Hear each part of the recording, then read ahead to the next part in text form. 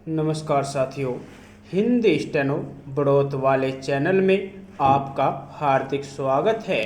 आज के डिक्टेशन रामधारी गुप्ता खंड 1 से प्रतिलेखन संख्या 38 80 वर्ड पर मिनट की स्पीड से होगी। तो आइए शुरू करते हैं। डिक्टेशन शुरू होगी 5 सेकंड बाद। स्टार्ट। उपाध्यक्ष महोदय, उसमें हमने साफ साफ कहा था कि जो गरीब वर्ग है, जिसकी गरीबी के बारे में सभी जानते हैं, उसको देश की आमदनी का जो औसत है वह अवश्य ही मिल जाएगा और इस दिशा में हमारा प्रयत्न जारी रहे। हमारा जो बजट है उसको जब तक अपनी आर्थिक व्यवस्था या अपने विचारों के अनुसार नहीं आंकेंगे, तब तक उस ध्येय की पूर्ति नहीं हो सकती।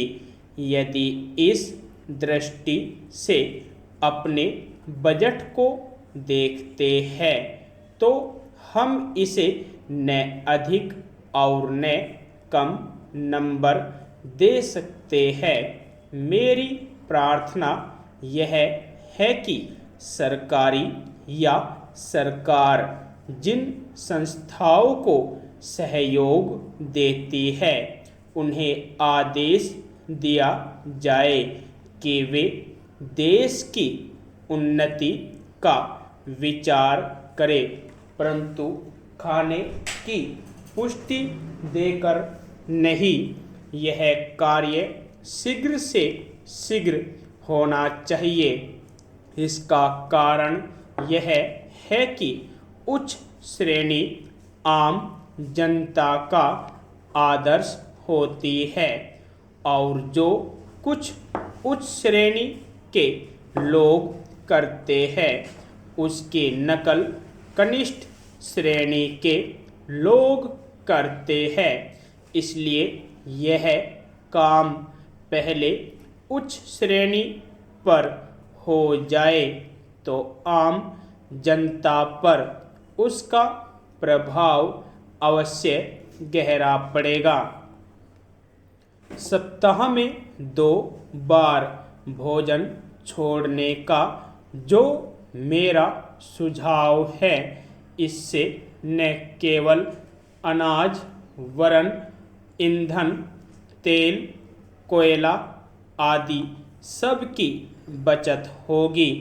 भोजन छोड़ने के अलावा अन्न बचाने का और भी एक तरीका है, वह भी सामूहिक सामाजिक श्रेणी पर किया जा सकता है। जानते हैं कि इस देश में 10% अन्न कौन खराब करता है? कीड़े, पंछी, बंदर और बोरिया ठीक न होने से अनाज गिर जाता है और मिट्टी में मिल जाता है। यह विचारणीय है। इस प्रकार 80 लाख टन बर्बाद होने वाले अन्न को बचाया जाए तो भारतवर्ष को किसी भी देश से अन्न की भिक्षा मांगने की आवश्यकता नहीं पड़ेगी।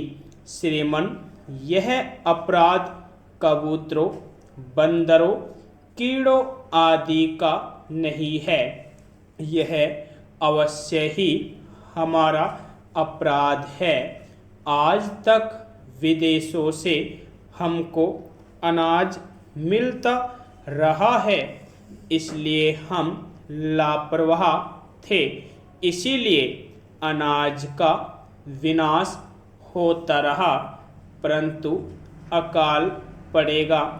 जैसा कि इस वर्ष पड़ा है तभी हम जागे, तो यह ठीक नहीं है। हमें अन्न के नाश को रोकने की सतत कोशिश करनी चाहिए। उसकी बचत करना हमारा परम कर्तव्य है। यह काम हर किसान, बच्चा और युवक कर सकता है और उन्हें करना चाहिए। अन्न बचाने की समस्या केवल कानून के जरिए हल नहीं होगी, यह बात भी सामाजिक चेतना पर निर्भर है। यदि आपको डिक्टेशन अच्छी लगी हो तो हमारे चैनल को सब्सक्राइब करें तथा वीडियो को लाइक व शेयर भी करें। धन्यवाद।